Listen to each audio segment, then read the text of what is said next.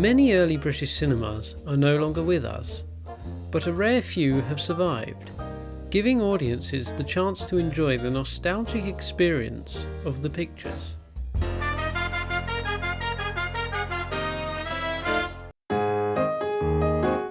East Finchley, London, home of the Phoenix Cinema, a survivor from the Edwardian period. Yeah, the cinema's got a really rich history. We're the oldest purpose-built cinema in constant use in the UK.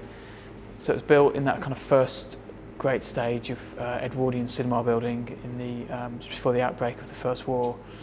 By the 30s it was looking a little tired, so they put a new frontage on the cinema and made some changes, and that kind of coincided with the second great phase of cinema building in this country.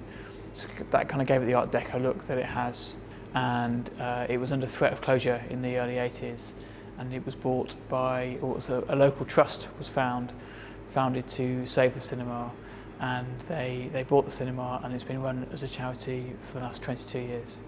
There's a number of things that are unique about the cinema. Firstly, the organisational structure. So we're owned by a charity. That's certainly pretty rare. And the programming, have a really wide range of films from all across the world, foreign language films, independent films, and that's certainly unusual these days. We're very popular, we're very busy, we have a lot of people coming through. On average across the country, each cinema screen has about 50,000 admissions a year, and we run at about 65 to 67,000 admissions a year, so we're kind of more popular than the average cinema. The Rio in Burnham-on-Crouch was established in 1931 and is now privately run. It was carried on through the war years, and then when times got hard, for cinemas like the late 50s, it went to part-time cinema and bingo. So, and then when we took it over, we knocked the bingo on the head and went back to full-time cinema. The actual plans were taken from the cinema from 1912, so basically it looks a lot older than it really is. Quite popular at the moment, you've got to have the films, so if you've got a good run of films, which we did have last year, I think overall it was one of the best years ever for cinema attendances, so we had a good year as well as everybody else. If everybody else has a good year, it's a small place, so it's manageable. We don't get the amount of people that a multiplex would do. And if I do need any help, then I get my wife down. We're lucky in that it's so far away from the multiplexes, so we do tend to get the films quite quickly, not usually on release, but 2 weeks after. But the thing is, it's so far away from anywhere else that people do tend to wait, and also the cheaper prices mean that now, probably in the recession, that probably we've got a little bit of an edge on the multiplexes, funnily enough. People aren't going to come from Chelmsford to here, but they're probably not. They're not going to go if they can wait a couple of weeks. So we do survive. The superbly restored Electric Palace in Harwich is a charming example from cinema's heyday. The listed building is complete with original silent screen, projection room, and ornamental frontage. This particular building was built on the inspiration of an East Anglian showman, Charles Thurston. Now, he'd taken film shows around village greens, bioscope shows, and showed the films in tents. The problem with that was that the nitrate-based film was very volatile and a very dangerous subject, and there had been numerous tragedies with people being engulfed in fire. And in 1909, an Act of Parliament was put forward, and it was passed in 1910, stipulating that in future all cinema exhibitions should take place in purpose-built buildings, specifying that there should be a brick wall between the auditorium and the projection room where this very dangerous material was housed. It is so dangerous that this nitrate-based film can combust spontaneously underwater. Think about it. So that was the main impetus towards this boom in cinema building that happened between 1910 and 1912. There were thousands of cinemas went up all over Britain in those 2 years, and this is one of the very few that survives. And it was very strictly segregated.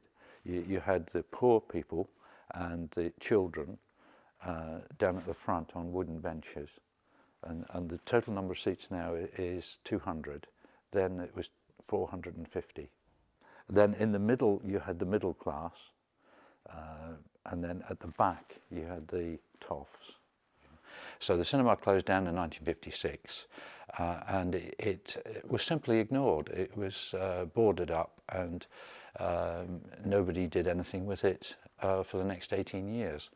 Then in 1972, it was under threat of demolition, and a campaign was mounted by the local amenity society, the Harwich Society, and it was listed on an emergency basis. Then, being a listed building, it couldn't be knocked down, but deterioration continued, and then in 1973-74 we decided to form a charitable trust with the object of rescuing the building from demolition, saving it from falling down, even though it wasn't going to be knocked down, and then restoring it.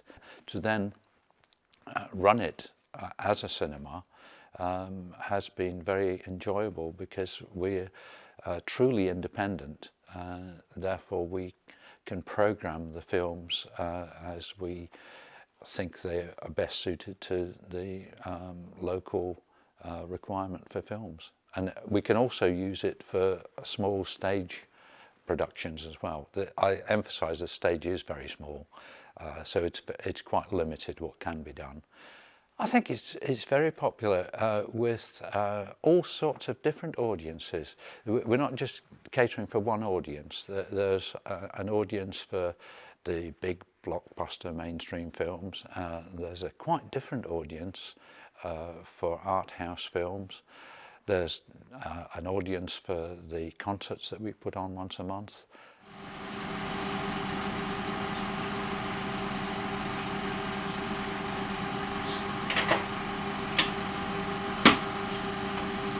I think it gives a great sense of satisfaction to have achieved restoration of what was an extremely dilapidated building. A lot of people had written it off and said it can't be done, but we got together people with the right expertise all at the right time, and we pulled it off. It was very satisfying to see this coming back into the sort of condition that it was in originally. These historical independent cinemas of yesteryear provide a unique recollection of a bygone era when going to the pictures was a memorable occasion.